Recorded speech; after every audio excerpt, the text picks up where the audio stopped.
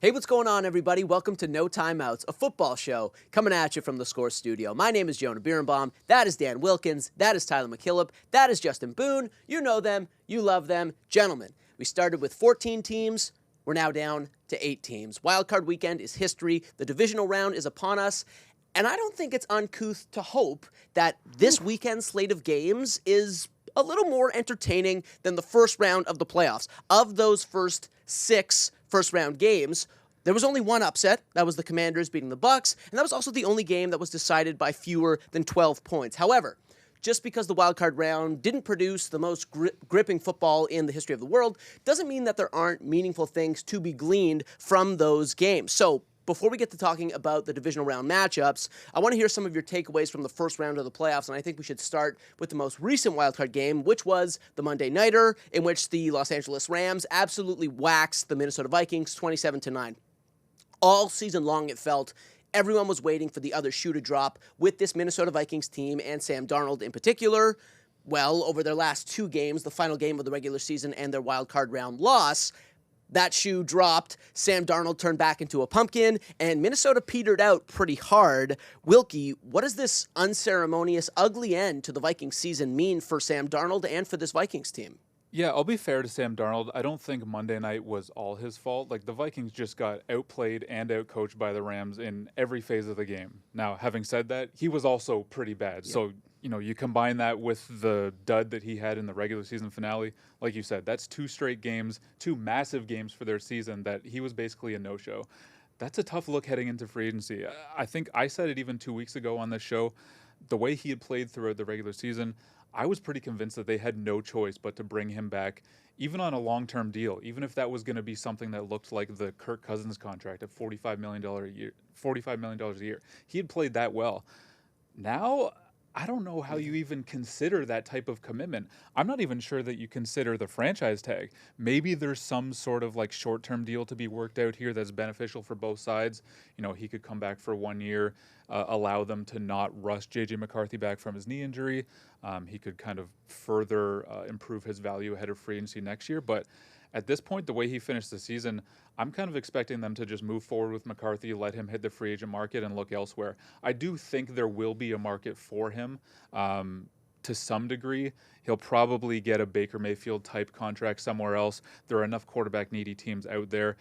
I could call them quarterback desperate teams, the Giants, the Titans, the Raiders, who could be willing to pay him that type of deal. But either way you slice it, he's lost a lot of leverage over these last 2 games, and that's a tough look after a breakout year. I think this is a smart franchise, and I think this has been the plan all along to let Darnold walk after this year, and I think he exceeded expectations. But remember, there was a week during the season where that was kind of like all the talk and making the headlines, and they spoke to like the offensive coordinator, and they spoke to O'Connell, and the way, and we said it on the show, the way that they kind of answered the questions really made it sound like they didn't intend to bring Darnold back. Now, that was like mid-season or so, and things can, of course, change. But, yeah, I can't believe in any sort of realm that they decide to bring him back. They have McCarthy there. They can get another veteran if they need to sort of buy time. They could bring Daniel Jones back and let Daniel Jones kind of fill a game or two. I think that would be bad. But anyway, everybody that's played quarterback in O'Connell's system has pretty much had success. Even like the Nick Mullins of the world, they've played okay. Not to the level that Darnold's been, but still, they've played okay. So I don't think they need to make any kind of crazy commitment to him. I think it would be a mistake, and I said that earlier in the year too. I think there's 2 things. To me, the first is the Darnold side of, I think it does tell you what the teams, and the ceiling is really high, of a guy who basically, it needs to be shown, like he needs to see it to be able to throw it. He wasn't throwing with a lot of anticipation. I think that was the problem in the last 2 weeks of the season. Their 2 losses. And it tells you, here's our ceiling with Sam Darnold. Why would we not go to J.J. McCarthy and see if we have something higher? And honestly, I think Daniel Jones makes a ton of sense. There's a reason you brought him in for the last, whatever it was, 8-9 weeks of the season to see what the system is like, learn it, and be able to step in if McCarthy isn't ready. But at the same time, we have some desperate coaches, like when it comes to the New York Giants and that staff being able to keep their jobs for another year. We have some head coach openings we're going to talk about that don't have extremely high draft picks that can get some of those top 2 guys off the board. that they could be desperately looking to find something to be able to give them a decent floor, and they could be interested in Darnold. Like, I don't think he's coming back to Minnesota, but I think this was overall for a season for Minnesota, a massive success. Yeah, it's interesting because you guys were unanimous. Darnold does not return to Minnesota, and I think this is unprecedented in that there's never been a case of a quarterback throwing for 35 touchdowns in a season, being a Pro Bowl quarterback, and it just being such a no-brainer that the team that he performed so well for will not be interested in retaining his services. That's how she goes. Sticking in the NFC, gentlemen, the Packers, they turned in a pretty abysmal performance in their loss to the Eagles in the wild card round. They turned over the ball 4 times in a 22-10 loss that frankly didn't even feel as competitive as the score might suggest. However, this was obviously a very, very tough matchup for Green Bay going into Philadelphia. And Tyler, you're actually feeling pretty optimistic about this Packers team moving forward, correct? Yeah. I mean, you go into the year, they're the youngest. They have the youngest roster in the league. And you look at what this front office did. I was kind of critical of a few of their picks in the draft and how they approached the season. But Josh Jacobs, I mean, if you don't have the big season from Saquon. Oh, microphone blip. No timeouts. Keep it going. There you go. Keep it rolling. If you don't have Saquon. If you don't have the big season from Saquon Barkley, he might be an all-pro. He had a great season. You bring in Xavier McKinney, who was an all-pro. You select, obviously, Jordan Morgan, the injuries played a factor, but Edgerrin Cooper had a great year. Javon Bullard stepped in and played a ton of snaps immediately. And then you look at this team in the future and you go, well, we have $60+ million in cap space. We know what we need, which is receiver help. Yep. Like they desperately need high-level receiver play. Either they address it in free agency, or I don't know how many people know this, but the Packers have an additional second-round pick from the Aaron Rodgers trade, an additional third-round pick from trading Rasul Douglas. This team is in a great place, and I've seen way too much noise online about Matt LaFleur should be losing his job or there needs to be some widespread change. Yes, it was a tough final 6 weeks of the season for the Packers and for Jordan Love. I'm not here to say Jordan Love at some point is a top 5 to 8 quarterback in the NFL, but I think he's a quarterback that can get you to a Super Bowl. Maybe there's questions whether or not he can win it, but the Packers are in a great spot. And again, extremely, extremely young, doing it throughout the season without Jair Alexander at all. I think they'd be fine if he even walks as well. This is an organization in a really good spot that obviously didn't finish the season the way they expected, especially considering their record. Yeah, but they improved in every conceivable way in 2024, year over year. They fielded a top 10 offense, a top 6 defense. They improved their record. It just feels like, to your point, they need some big-time playmakers in the passing game to elevate that ceiling. But I'm with you. I'm pretty bullish about them. Where are you feeling? I think Devontae Adams is going to be a free agent, and he would look pretty good on the outside in Green Bay. We talk a lot about how deep the receivers are in Green Bay. Like, there's a lot of young guys there, but I think they are missing that one guy on the outside who can just win one-on-one situations, give you those easy wins when the defense allows for it, gives you that single cover on the outside. Devontae's kind of teased that he'd be willing to go back and play for teams that he's played for in the past. I don't think he'd go back and play for the Raiders, so I think he's talking about the Packers here, and it would be such a good fit. It would be a little more money than I think the Packers are typically willing to spend on receivers, but it would be worth it in this case, and then that frees you up to spend all those draft picks that you have just bolstering the defensive side of the ball. Yeah, whether it's corner, edge, like there's T. Higgins, obviously. There's Chris Godwin. There's going to be a few options in free agency they could go to. And I really think they benefit from shoving Jaden Reed and Christian Watson into like 2-3 roles than 1-2 roles. 100%. Now, there were a number of quarterbacks that had a rough time in the wild card round, including Jordan Love, Sam Darnold. No quarterback had a more miserable time, though, than Justin Herbert. He threw a stunning 4 interceptions in his team's ugly loss to the Houston Texans, which is one more than he threw in the entire regular season. He completed only 14 of his 32 pass attempts. It was, by QB rating, the worst game of his entire career. And yet, Boone, you're not putting the blame on Herbert per se. Rather, you're looking at him kind of sympathetically. Am I correct? I think we can put a little bit of the blame for that one game performance on him, but you just see way too many people sort of react to the most recent thing that's happened, right? And yes, that was a bad game. The Chargers had a bad game. Maybe I'm sympathetic to Tyler here. As a Chargers fan, I just want to help him out a little bit. But I don't think we should beat up on this team too much. I think we should look at the whole thing. It was a really good season for them under Harbaugh. The concerns I had at the beginning of the year that they were going to turn Herbert into a game manager kind of happened for like the first month, and then they started to open it up, and he ended up having a great season.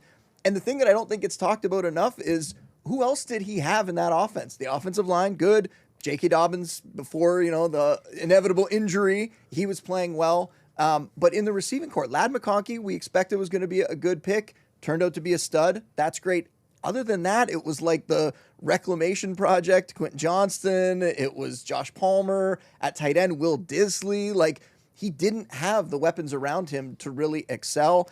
And now they have an opportunity this offseason. And it's a little bit like the Packers. I think that Packers have more talent, of course, in the skill positions, but a little bit like that. They have the 4th most cap space going into this offseason. They still have all their picks. Very interested to see what the Chargers decide to do. And a guy like T. Higgins, that would be such a great signing, I think, if they could get him. But they need to bring in some more talent around Herbert, because this guy should be viewed as one of the best quarterbacks in the league. And I think he will be. I think they just need to have one more offseason here to kind of build around him. When Will Dissly is your 2nd most targeted receiver in a playoff game, you're an unserious team. I'm sorry. Like, that's just... Do you have a rebuttal to that? So I was editing a short form video for the preview of the playoff games this week, and I had to watch the Houston Texans cinematic. You know how teams do like a cinematic video post game, like recapping, and it was one of the hardest things ever to do. And that Texans performance wasn't terribly cinematic, I gotta say. No, it wasn't. I think the Chargers are in a good spot. My biggest problem is that I'm definitely critical of Herbert's performance because of the postseason, narrative around him. And the hardest part is he can play as well as he wants for all of 2025. It's all that's going to matter is 12 months from now when they're back in the postseason. But they're in a good spot. They need to improve the interior, the offensive line. They can't run the ball. And Quentin Johnston, flat out, straight up bust. It's over. Go. It's like there is no hope. Like he has an 8% drop rate in his first 2 years in the league. They can't trust him in critical areas of the field. Like he's a guy with tons of size, supposed to have downfield playmaking ability. I don't know if you guys remember the pass down the sideline that Herbert made on the run that he kind of had to come back to. Great receivers can make that play. Quentin Johnston will never be a great receiver. The main point here is that expectations heading into the season were for this team not to be in the playoffs. Yes. When I called them a playoff lock on the preseason show, everyone mocked me, understandably so, though, because they were not seen as a team that was ready to take that step. Yeah. But they did because of the foundation that they have laid. Now they can go out, add all the pieces they need to. I'm not worried about this team at all. I think they're going to be great next year. Yeah. Sticking in the AFC, that Steelers-Ravens matchup, the AFC North showdown, it wasn't much of a showdown at all. The Ravens absolutely ran roughshod over that Steelers team in a 28-14 victory. They racked up 299 rushing yards as a team, which was more than they accumulated in any regular season game this year. And yet, I don't think anyone was surprised by this outcome. This Steelers team, despite their solid record, they really crumbled down the stretch and generally struggled against top-tier opponents this season.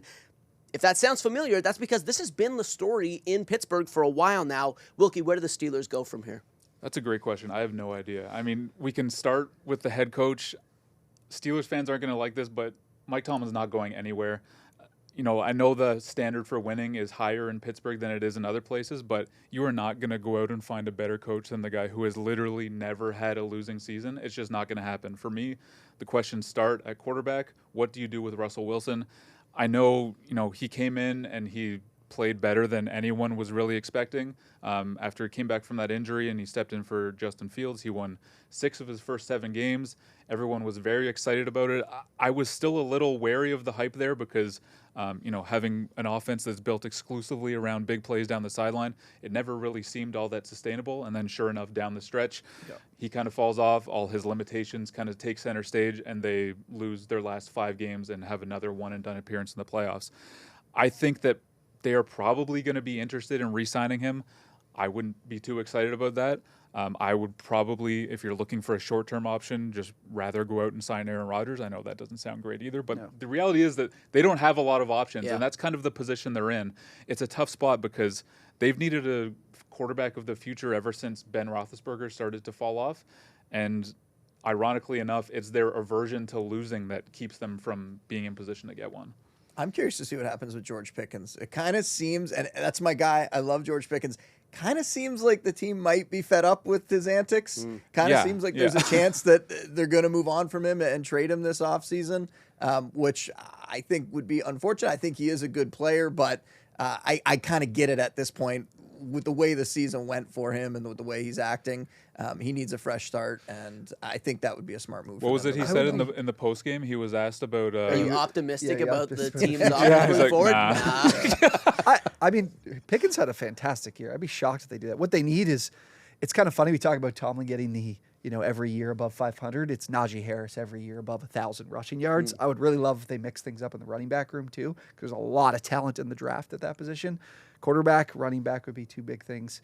And one thing with Tomlin is he's never really super experimental in the offensive side of the ball. Like, he goes to a lot of older heads when it comes to relying on play calling, like Arthur Smith. Matt Canada was someone people had a problem with for quite some time.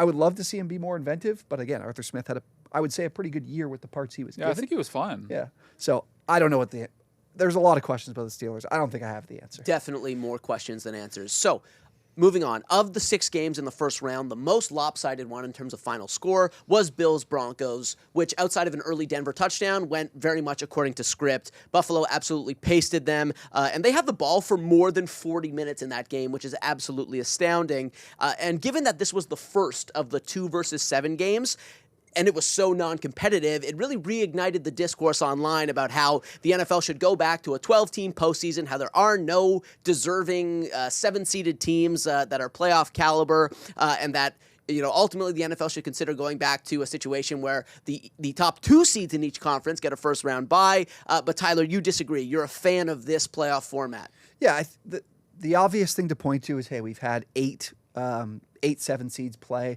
Only one, the Packers in 2023, were the only ones to win that game. And then there were a couple competitive Bills games. They were it was the Colts and Dolphins. Those games were sneaky competitive, but really never out of reach. But I do think that what's more important about this new format is how valuable we make the 1 seed. And I really like that. Jonah, to call to you, it's like the pennant race. The value of winning and being the 1 seed and getting that bye, I think is enough for me to like this format as it is. But I also think some of these 7 seeds, and we look at the Commanders, like they were 2 plays probably from being the 7 seed and potentially missing the postseason, and they're making noise, much like the Packers did last year. I think that it's too valuable, the 1 seed, the way we treated the regular season now, that I would really not be looking to revert back. And I do think that there is some of these 7 seeds. The Packers were on a downturn, but in another year, they would be a team that would very much be in contention. They're only a 3.5, 5.5 point underdog in that game. I think the playoff seeding, how it is perfectly fine. And at the end of the day, this is a business. They're not going to take playoff games away from us anymore. Yeah, I was going to say, is there a way they can add more playoff teams? Yeah, exactly. That's the way it would go. It's not going to go the other way. 100%. Finally, so the one upset that the first round produced came at the expense of the Tampa Bay Buccaneers, the NFC South champs. Although the Bucs led at multiple points in their game against the Commanders, they ultimately gave the ball back to Jaden Daniels with less than 5 minutes to go in the fourth, and the score tied. And the rookie ended up marching his team downfield before Zane Gonzalez doinked in a game-winning field goal with time expiring.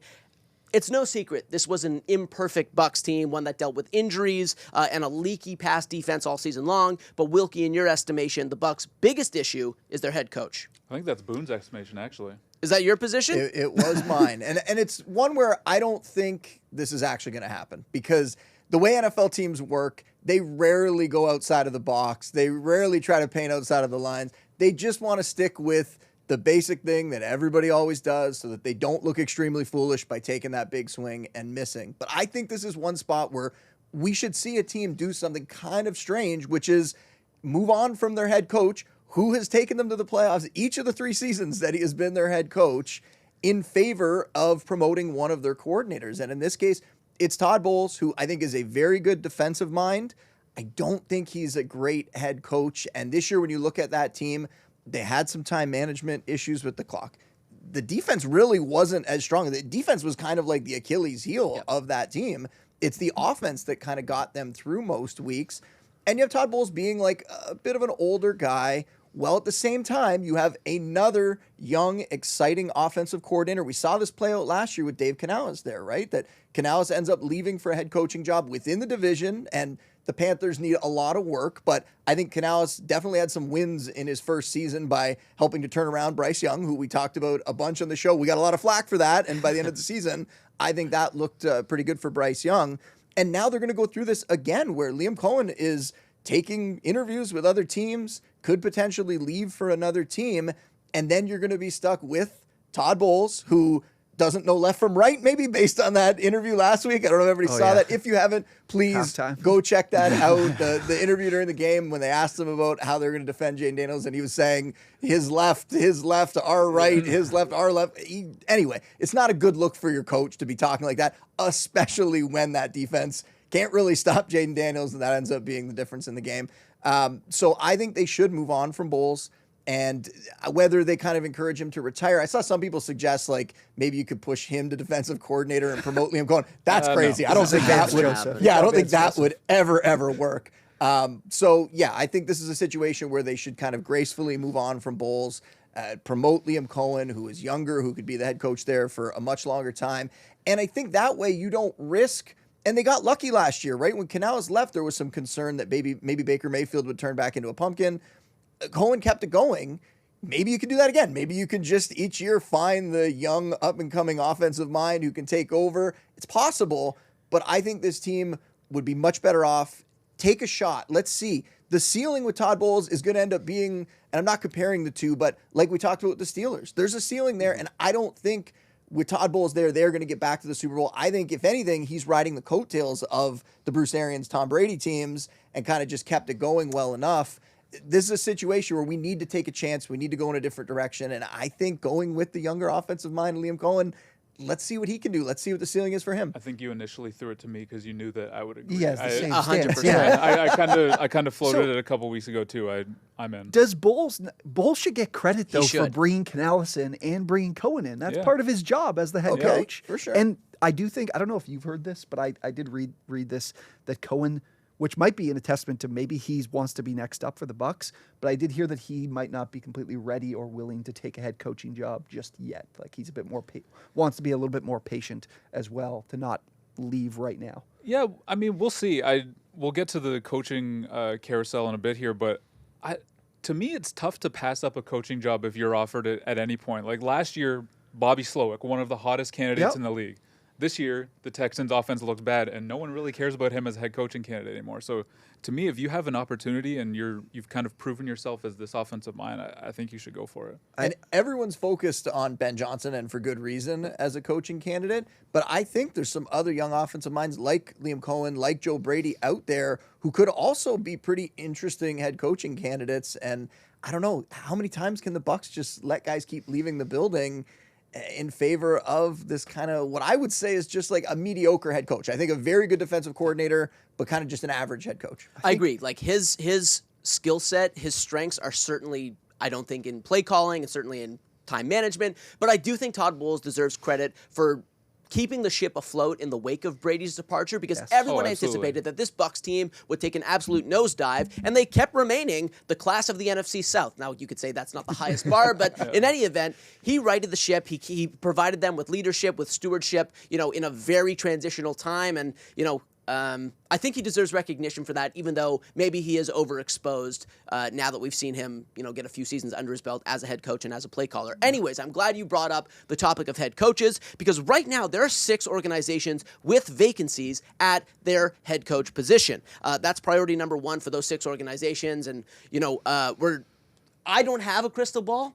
You do, fortunately. So, Wilkie, if you would please be so kind, tell us who's going to be the next head coaches for the Bears, the Cowboys, the Jets, the Jags, the Saints, and the Raiders. Okay, well, let's start with the Bears. Bears fans probably would not love this one.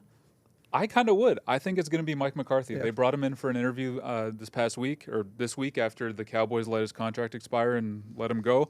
I personally thought that the Cowboys should have extended him. I thought that he did a good job there. He had 3 straight 12-win seasons. And I think that kind of speaks to the overall perception of McCarthy. Of course, he has not had the playoff success with the Cowboys. He was a Super Bowl champion with the Packers. And the main thing, he does great work with quarterbacks. And that's what the Bears need here. They need someone to come in, set a foundation for Caleb Williams. Maybe he's not the guy that's going to be there for Caleb's entire career, but we need to get his development on the right track. And I think that Mike McCarthy can do that. And most importantly, when you compare him to other guys that are out there, maybe some guys that the Bears fans want more than Mike McCarthy, I think that he's someone that would be willing to come in and work with Ryan Poles, who I think is not going anywhere at this point. I think that's the key, is that he comes in much like with Dallas, where he doesn't have as much personnel control, and he seems to be okay with that. He just wants too. to coach. Some guys are fine with that, and I think that McCarthy's one of those guys that you can target, and I think he would be a good hire, even though I understand that many Bears fans would not feel that way. Going to the Cowboys. Wait, before we move on, I just want to say, we should have said this right off the top. Wilkie, as a Raiders fan, I think has one specific outcome in mind for one coach. I think that guy, we could say it, Ben Johnson, I think, is the guy that everybody wants to see end up in Chicago. Yes, I agree. That is I the agree. win for Chicago. I think McCarthy is a very good consolation prize. And it probably will end up that way. It seems like it's kind of going that way. But there is also a chance that the Raiders, and we could say this, there's a lot of teams out there that kind of get used. And I feel like the Bills have been that for a long time before they got good. They were kind of used to help coaches and players and agents kind of inflate contracts when they were negotiating. I think there's a possibility that's what we're seeing happen right now, that Ben Johnson, that Chicago will be the landing spot, but that he's kind of using the Raiders to kind of help with. And there's a few guys, and that's going to be a big topic this segment, of potentially guys using other teams and other organizations to leverage contract negotiations. But I would say, I think overall, Ben Johnson to Chicago is what Bears fans want, is what probably the Bears want, is what Caleb Williams wants, right? Yep. Like, he basically outright said that. But McCarthy, a very good consolation prize. I think that Johnson is the best fit there, and heading into this cycle, I thought that he was the guy to watch. I think Albert Breer reported that last year he wanted that job. This made the most sense to me all along, but when you kind of read the tea leaves and follow what the insiders are saying, I agree that he could be using the Raiders for leverage. I don't know that it would necessarily be for contracts. I think it could be for a power structure, saying to the Bears, look, the Raiders are the only team offering me full control. I could bring in my own GM. Get rid of Poles. The Bears might be saying, we're not going to get rid of Poles, so we're going to go in a different direction. So that's kind of why I have them going with McCarthy in this situation. But I agree with you. I think that would be the best landing spot for Ben Johnson. It would be the most attractive job to me, as long as you're willing to work with the front office that's in place. Yeah. We'll see if he is. But right now, I think that McCarthy's probably the favorite there. And I don't know if Ben Johnson feels this way, but if I was him, I think it would be quite fun to go against my previous team twice a year, right? Yeah. I would want to stay in the division, and let's see what I can do against you guys. So I think that would factor into. The team that McCarthy's leaving, again, I thought that he was going to stay, so this was a bit of a surprise to me. We haven't seen too many names thrown out there yet for interviews. I know they've interviewed Robert Saleh. They requested today to interview Kellen Moore, who is probably going to be a top candidate there. Now, let me finish here, but one guy that was thrown out there by a couple different insiders, his name is Jason Witten. I'm not saying he's going to be the head coach. That is not my pick here. But the idea being, what fell apart with the Cowboys and McCarthy was that they could not agree on the length of the contract. If Jason Witten's name is being thrown out there, you have to think that maybe Jerry Jones wants him at some point to be the head coach of this team. I think that if he wanted McCarthy to come back on a short-term deal, he probably wanted Jason Witten to join the staff, and he could be his eventual successor. Well, is there another option out there that could allow the Cowboys to have some sort of segue to Jason Witten? Maybe an older coach who could eventually retire, maybe 2 to 3 years. I don't see why they wouldn't hire Pete Carroll for that job. Pete Carroll is not the most exciting candidate for a lot of fans, and probably not Cowboys fans either.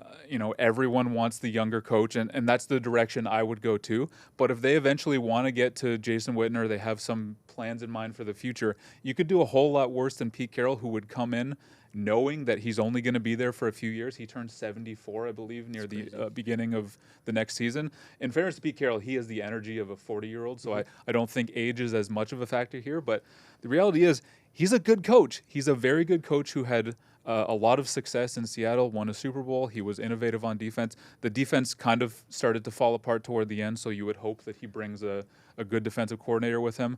It should be noted that they recently interviewed Robert Saleh, and he used to work for Pete Carroll, so maybe he could come with him. I don't know. I'm just trying to put the pieces together there. I know that one's a bit of a long shot, but if we want to tie a big name to Dallas, I know a lot of people are talking about top college head coaches like Steve Sarkisian. I kind of feel like a short-term guy like Pete Carroll might make more sense and allow Jason Witten to step in if that's what Jerry Jones wants down the line. If we did this pre-show, the old Windhorst little meme there. If Jerry's so hell-bent on getting into this cycle and finding a head coach, like, I'd be surprised if it's not one of these big fish. Like, why wouldn't Ben Johnson be interested in Dallas? You got Dak Prescott, you have a core piece like Micah Parsons, you have CeeDee Lamb. You have the chance, like everybody's talked about, of bringing in a big-time running back to help the offense. You have like, Jerry Jones, though. Yeah. I know, but this is America. Like, this is the job in the NFL. So this is America's team. I think that speaks – that's actually a good segue to the next team. Because I think that speaks I don't want to move on just yet. Go ahead. Go ahead. Okay. Go ahead. Go ahead. Well, the one that I brought up a while back, and I know you hate move this on, one. Move on. Move the on. most fun hire for them by far is Deion Sanders. But I also think this is one of those situations where Deion's negotiating a contract with Colorado, and he's friends with that franchise, and Jerry's going to help him out and get his name there. I kind of felt like that's what the Jason Witten thing was too. Like Jerry's friends with him. I would be very surprised. Like Jason Witten, undeserving of his, top announcer job that he got. Yeah. He would be incredibly undeserving this time. He's not going to be the head coach this year. No. Even this, I don't know. It would take a long time for me to think that was a good hire. Several years of him proving himself. I don't know. There's nothing I've seen from Jason Witten during his career, post-career, that makes me think that he would be a great coach, a leader of men type like I like as a head coach. But regardless, I think Deion would be an incredibly fun hire. There was a report this morning. I saw it in the elevator on the way up, so I don't even remember who it was from. It just popped up on my phone as a notification. Maybe it was from the Score app. That Deion would be okay coaching Dak Prescott, that he doesn't necessarily have to have his son there, which is kind of against what some of the reports were before. Yep. So I think that fits the big fish, the splashy hire for them. Was that report out of a local Boulder newspaper? I don't know. I just think Deion Sanders, I maybe like him more than other people do as head coach. I maybe like that style of coach where he can be that leader. He can bring in some coordinators and kind of he's the one that just calls the shots and leads the team. I think that would be very fun, and I think that would help kind of restore some of that mystique that the Cowboys have lost recently, where even before the season we were saying, oh, they're going to have a good year, but they're not really contenders, right? Let's get Deion in there. Let's make this team fun again. I would like to see that be the hire. Yeah, so you asked why wouldn't a guy like Ben Johnson consider this job. I think that all of the buzz around Ben Johnson to the Raiders kind of speaks to the fact that there are more things about a coaching job and the attractiveness of that coaching job than a lot of us kind of really admit. Heading into coaching cycles, we rank these places by quarterback situation, cap space, draft capital, and those things are all factors, but at the end of the day, it's also about who you are working for and the kind of control that you have over the situation. And I didn't believe it at first either. I did not think that Ben Johnson would be an option for the Raiders, but he's my pick here because there is just so much buzz recently, and you can't ignore how much talk there is about this fit. And I think it's because of Tom Brady making the appeal to him. I don't think they get an interview without Tom Brady.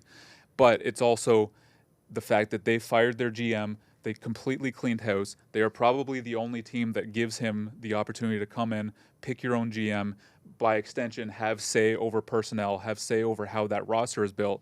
You would not get that in Dallas because Jerry has said that he is never giving up GM because it's his team.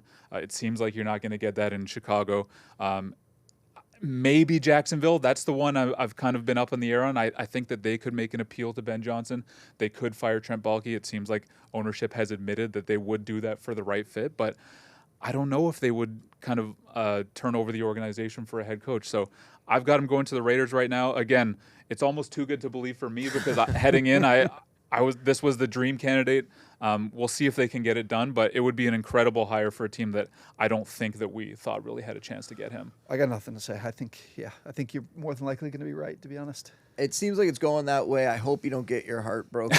The other thing it would tell me is, man, is he confident, right? Is he confident going into that division with those quarterbacks and those coaches? And he must have some real belief in himself to do that. And you know what? That's kind of something that I've said in every coaching cycle over the past few years. We look at these divisions, we're like, why would this guy ever want to go in this division and play this team? I'm like, have you ever met a head coach who was like, oh, I kind of want to not play this team because I think I would lose? Like, I don't know. If that's how that guy works, I wouldn't really want to hire him anyway. So I appreciate the confidence and wanting to go into that division and compete. And I don't know. I think it could happen at this point, which is crazy to say. Who you got for the Jags? The Jags, I'm going Liam Cohen. I've just been kind of going back and forth between a couple different young offensive minds here, but we talked about Cohen earlier. I think he's one of the brightest young offensive minds in the league. You mentioned he might not be ready for a head coaching job. I say go for it now. The Jags, Trevor Lawrence said the other day that he would really like the opportunity to work with a young offensive mind to build with moving forward. I think Liam Cohen's the guy. He's done some incredible things with the Bucs offense year over year. The passing offense was probably equally as good as it was with Canales, but the run game just went to another level with Bucky Irving and Rachaad White this year. So I'm really high on Liam Cohen this year, and this may just be a weird narrative thing, but last night the Jags announced at 12:30 p.m. or 12:30 a.m. East Coast time that they had completed their interview with Liam Cohen. That to me just says they hit it off into the deep hours of the night. So I think this is going to be the fit, and I love it. I'm a big fan of defense. Like, I think they need a really good defensive scheme to help mask their deficiencies in the secondary. I don't know if they want. After their experience with Urban Meyer, maybe they don't want Brian Flores, but like a Flores or Salah are two guys I think would be interesting too. I think that those are good options here. I actually have Brian Flores going to the Jets. I went back and forth between him and Aaron Glenn. Flores, I think he's just so deserving of a job for what he's done in Minnesota. He's got the past experience as a head coach. Yep. It did not go too well. There were some negative reviews coming out of that, one from Tua Tagovailoa. Ryan Fitzpatrick also kind of piled on recently. But, all reviews say that Brian Flores has grown from that experience. Everyone in Minnesota seems to love him. I kind of think that the Jets need a good defensive mind, and, maybe he could bring someone from the Vikings offensive staff with him. Maybe they'd even be in the market. Maybe he could bring Sam Darnold with him. You don't want to make that connection because Sam Darnold did not have a good history in New York. But look, I think that he's a very deserving head coach. I think he should get another shot. And the Jets could use a good head coach. So I like that fit. Last but not least, New Orleans. The Saints, I think they are a fit for Mike McCarthy. They're one of two teams that is supposed to be interviewing him. But I think the Bears are the more attractive job, especially with the Saints cap situation. I think the Saints are going to need someone who has a familiarity with that organization to kind of have confidence that they will work their way through those challenges and come out on the other side better for it. So I've got them going with Aaron Glenn, just another guy who's a really bright defensive mind who deserves the job this cycle. He's done incredible work with the Lions defense. I just think that in that division, he could have a lot of success. I think that there's a chance that they could go the offensive route. They could go with a guy like Joe Brady, who also has ties to the organization. He's another guy who could be a top candidate in this cycle, but I just can't see Aaron Glenn coming out of this cycle without a head coaching job. It's going to suck for the Lions to lose both of their coordinators in the same cycle, but he deserves it. He's done incredible work there, and this would be a big get for the Saints because, honestly, I don't see that job as attractive at all. Like I said, I think that roster things and cap situations tend to be overrated, but the Saints have just done so much damage to that roster by way of the cap situation that a lot of guys aren't going to be interested in it. So they would be very fortunate to have Aaron Glenn take this job. There's been so many headlines about Ben Johnson and where's he going to go, but I really think Aaron Glenn's going to be a fantastic head coach, and I'm excited to see wherever he ends up. I think the Jets are a possibility. I think the Saints are a possibility. I hope he gets a job this time around. He definitely deserves it. If the Jets were to steal him away, because they also have a lot of familiarity with him as well. He played the first 8 years of his career there. He was a first-round pick, I believe, in '94.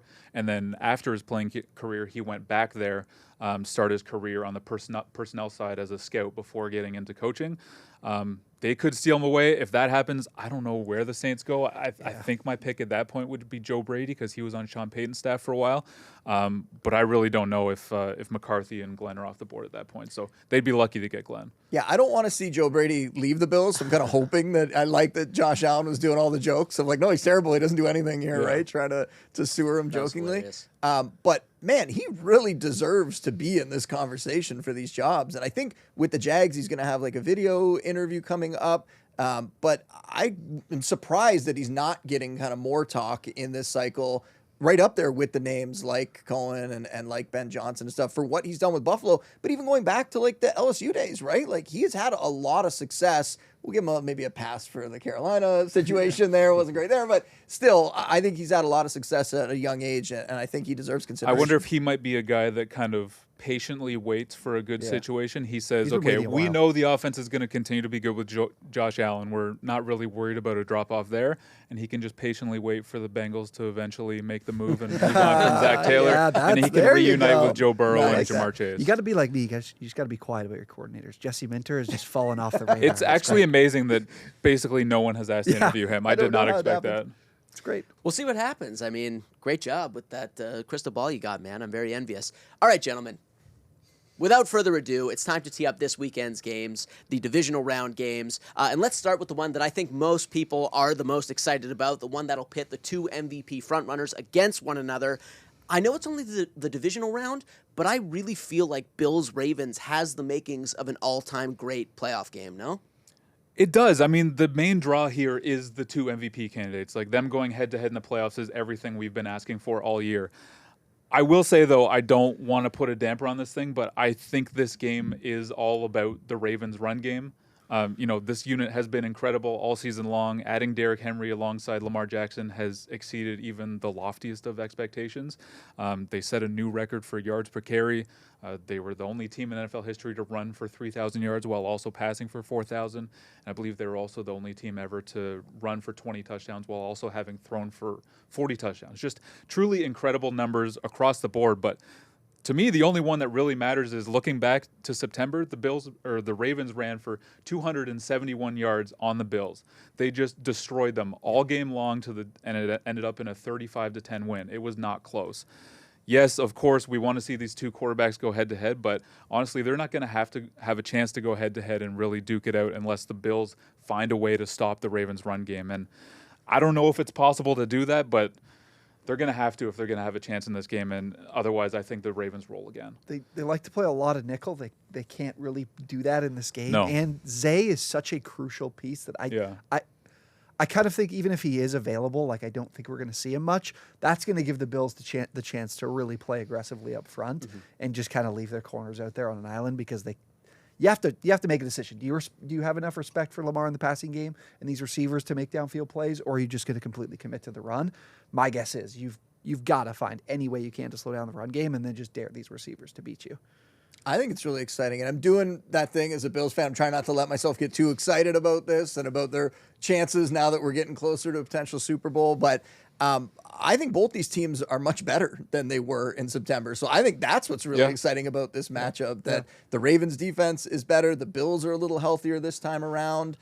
It's going to be a fantastic game. I think you're right, Jonah. I think of all the games, like you said at the beginning of the show, that last week it was like overall kind of a fairly boring wild card weekend. I'm worried that it's going to be a bit of a boring weekend as well outside of that game. I think that game is going to be incredible. We're going to find out, though, if the Ravens defense that's been so good late in the year is actually able to play in that level against some of these top-tier opponents, because you also look at the Bills, and they're pretty reliant on the run game. Do these receivers break out and make some big plays? Because you probably can't. What receivers?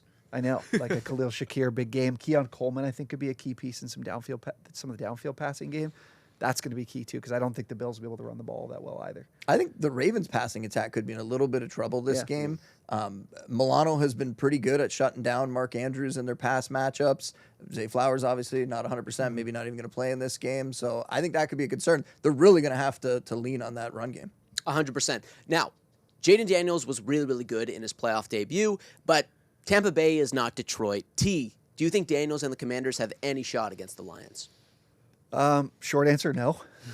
This is like the most fascinating matchup to me of the entire. I know we have Ravens-Bills being that big one, but this one's so fascinating. And you have the most aggressive offense on fourth down in the entire league against an offense that is just clicking at worldly level on fourth down. Like, they have an 87% conversion rate on fourth down. So I got the True Media chart for everybody here to just illustrate how far off the Commanders are in terms of how often they're not going for it on fourth down at quite the aggressive level, but they're just converting it when they all do, the time. holy smokes. So that's going to decide this game. Is those, you don't want to call them luck stats because you got to execute in these areas or in these portions of the game. But the Lions are actually the second best fourth down defense. So it's a pretty bad matchup on fourth down for the Commanders. They got to be able to play at that level, and they kind of didn't against the Bucs and got away with it. The other thing is these are two really heavy man coverage teams, and Jane Daniels has been kind of around the middle of the league to below average against man coverage. He's like 23rd in EPA, 56% completion percentage, less than 8 yards per attempt. And against cover one, which is pretty much exclusively the Lions play, a ridiculously high sack rate, almost 12%. 17 of his 47 sacks came against cover one. So you could see maybe the run game opens up, because usually with man coverage, you've got a good opportunity for your quarterbacks to be able to scramble and pick up some yards. But he hasn't really done that against these cover one opponents. So it'll be really interesting for their offense. I think the Lions have an edge defensively. And then I don't completely trust Washington to be able to hold up. Marshawn Lattimore had a tough game against Mike Evans. I don't think he's really the same player he's been from years past. So I think the Lions could run wild in this game too, because the Commanders' run defense has struggled all year too. Yeah, it seems quite possible, if not probable. Boone, someone on this panel, not you, predicted last week that the Chiefs wouldn't win a game this postseason, but I don't think that individual anticipated that they would be playing the Texans in the divisional round. Now, the Texans actually turned in a competitive effort against the Chiefs in their Week 16 loss to Kansas City. That was a one-score game. Do you think Houston can do the same in the divisional round and keep it close against the Chiefs? First of all, it was barely a one-score game. It was 8 points is a one-score game. It was an 8-point game, and the Chiefs kind of controlled that one from start to finish. I think we should give props to the Texans on the win last week. A good coaching job by them, that they came through when nobody really expected them to, at least very few people. But I feel, and maybe this is the Bills fan in me, but I feel when I think about the Chiefs, they turn me into, like, if people watch Breaking Bad, like the Jesse Pinkman meme of, like, how does he keep getting away with this? With the Chiefs, it's like, how do they keep getting away with this? So all year long, we talked about how they had all these one-score games that they kept winning, they kept pulling off, including the one you just mentioned, which is still a one-score game. And week after week, they made it happen. Even in the most, like, improbable situations, like blocking a field goal at the very last moment, right? It was incredible that they did that. Hats off to them. It allowed them to get the number one seed. It allowed them to get the bye. It's great. Not mad about that as a Bills fan at all. Then this week, like we're saying, we thought they'd have this tougher matchup against the Chargers. They get the Texans. I don't have a lot of faith that this is going to be a really competitive game. I'm curious to see if anybody feels differently, but they're at home against the Texans. I think it's going to go very much like the last game went. We talked about how last week, how the Chiefs just keep getting healthier here. They keep getting stronger going into the playoffs. I don't think that's getting spoken about enough. And at the same time, the Bills and the Ravens have to play Sunday afternoon, late Sunday afternoon. Well, the Chiefs get to play on Saturday. So assuming the Chiefs win, whoever comes out of that Bills-Ravens game, they're going to be a game behind in terms of rest, right? On top of the fact that those are two great teams that are going to beat up on each other. You know, think about what happened to the Vikings. I think the fact that they played the Lions at the end of the season, took a beating in that game, I think that factored into them potentially losing last week, right? So I hate that everything keeps lining up. And I'm not even mentioning the officiating, because I think people are ridiculous about that when they talk about it. The Chiefs get all the calls. They probably get some calls, but star players and star teams, they get calls. Like, that's just what happens. I'm not really mad about that. I just can't believe that everything is lining up for the Chiefs to do this. And again, I said this last week, I think everything goes through the defending champs. And I think, in my mind, they are still the favorites to take it home. I do think there is a chance here.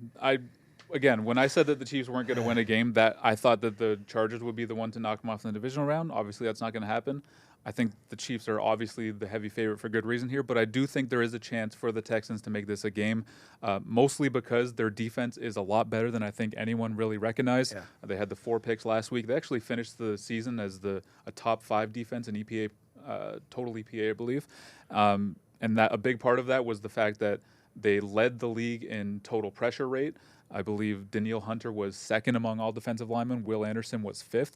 They can get after the quarterback, especially off the edge. The Chiefs have had some issues at offensive tackle this year, especially on the left side. Will Anderson could wreck the game if he's going up against DJ Humphries. I don't know. I think that there is an opportunity for them to make this a closer game than people think. Of course, you just expect Pat Mahomes to pull it out in the end, but I don't know, maybe some familiarity from having played them just a couple weeks ago gives the Texans a chance here. This is the Travis Kelce, like, everybody's like, oh, they were just waiting for the postseason for him to turn it on, because that's where you have more advantages, because Lassiter and Stingley have been unbelievably good in the second half of the year, so they're going to have to use those tight ends. And I don't know if anyone remembers this, but I'm almost positive, wasn't that the Noah Gray, like, multiple touchdown game against Houston? So the tight ends, I'm pretty sure, have been pretty crucial in this matchup, and will be, I think. So Kelsey's one to look for. Sure, absolutely. So finally, The Eagles. They have lost once since their Week 5 bye. They're a wagon, but the Rams feel like a team peaking at the right time. Their defense has allowed single-digit points in 4 of their last 5 games, and since Week 11, Matt Stafford is a top 5 quarterback by EPA. I know you predicted the Eagles to make the Super Bowl, but how are you feeling about that pick coming into this game against the Rams? Still pretty good. I mean, I talked about the run game in my last game. I'm going to do it again. Yeah. Saquon Barkley ran for 255 yards against the Rams earlier in the season. Like you said, the Rams defense has gotten a lot better. They had a great game against the Vikings last week. I don't think they have enough bodies to really hold up against Saquon and the league's best offensive line in the run game. So I'm not really optimistic there. I'm not even really going to make a Bills-like case of they have to figure out a way to stop the run because I don't think they can. To me, the path to success here is jumping out to an early lead and forcing the Eagles to play from behind, putting the ball in Jalen Hurts' hands. I think we can all agree that that's not the Eagles' path to success this season. That's going to be easier said than done against the Eagles' defense, who is one of the best in the league right now. Maybe Sean McVay has some tricks up his sleeve, some early creativity that he can throw some things at Vic Fangio, jump out to an early lead. I'm not optimistic about that either, but I wouldn't put it past McVay. He's one of the best in the game. Yeah, the Rams are like, I think their run stuff rate in the year is like 18%. It's like bottom 5 in the league. Their defensive line's been great rushing the passer, but not as much against the run. My question is, Stafford's always been one to find success against the Vic Fangio style defense, like zone heavy. I could see them scoring, but I do think they're not going to have answers for the run game. It's going to have to be early and often, like everything you've got in the playbook, just dump it out early. You got to put the ball in Jalen Hurts' hand just to have a chance. And it still might not even be enough, but that's the way to win this game for the Rams. We'll see what happens. I'm really looking forward to that game. Gentlemen, there's only one thing left to do. You know what time it is. It is trivia time. Here we go. Jaden Daniels joined an exclusive club last weekend when he, as a rookie quarterback, won a playoff game. Can you name the dozen other rookie QBs to win a playoff game? Let me give it to you one more time. Jaden Daniels joined an exclusive club last weekend when he, as a rookie quarterback, won a playoff game. Can you name the dozen other rookie QBs to win a postseason game? And I feel like Wilkie hasn't had first pick in a while. Wilkie, you're up first. Russell Wilson. Correct. 2012, a rookie Russell Wilson at the helm of the Seattle Seahawks. T. I don't even have I have one guy who I don't even think it's the case. I need a second to think and talk and say things. I'm just going to say, I don't have another guy. I'm just going to say Kyler Murray. Incorrect. Hate to see you go, T, but we've grown accustomed to these early exits. Yeah, it's all good. Booney. Ben Roethlisberger. Correct. 2004, a young Big Ben won a playoff game. Wilkie? That was a good one. I'm going to say Joe Flacco. Correct. 2008, Joe Flacco. Elite Joe Flacco winning a playoff game as a rookie. Booney? Tom Brady. If you recall, Tom Brady was in his second season when he took over for Drew Bledsoe, which means, Dan Wilkins, congratulations. You are the champion once again. Keep going. I bet you got some others in your holster. Matt Ryan? Well, I was wrong. He got to the playoffs as a rookie. He did not win a game. He did not win a game. Still, that doesn't diminish your championship. You are the winner. Gosh. What? I mean, What'd you say? CJ Stroud just won one. It was CJ Stroud, yeah. Here are the ones you guys missed. CJ Stroud, 2023. Brock Purdy, 2022. John Wolford in 2020. Hilarious. He started that game. He got hurt after 6 pass attempts, and Jared Goff came back in, but Wolford, as the starter, was credited with the win. TJ Yates, 2011. That was the first playoff win in Houston Texans franchise history. Mark Sanchez, people forget, 2009. Aaron Brooks with the New Orleans Saints in 2000. Sean King with the Tampa Bay Buccaneers in 1999, filling in for an injured Trent Dilfer. And then, now we're going back a ways, Dieter Brock in 1985. He was a 34-year-old rookie after 10 seasons in the CFL. After 10 seasons in the CFL. And then Pat Hayden in 1976 with the LA Rams. Anyways, heck of a job. Wilkie, we got another one for you. Oh, so you surge ahead now. You got 3 victories to Boone's 2. T, we're still anxiously awaiting your first victory. Yeah. Thanks, Zach. We'll mark it up on the board for our boy Dan Wilkins. There we go. Number 3 for Wilkie. Let the people know. T, what are you waiting for, man? Get in on this. Anyways. A historian of the game, I guess. It's okay, you have other strengths. That'll about do it for today's episode of No Timeouts. Once again, if you dig the podcast and want it in audio only, check it out on Spotify or on Apple Podcasts. And that is Justin Boone. That's Tyler MacKillop. That's Sam Wilkins. My name is Jonah Birenbaum. We'll see you next time.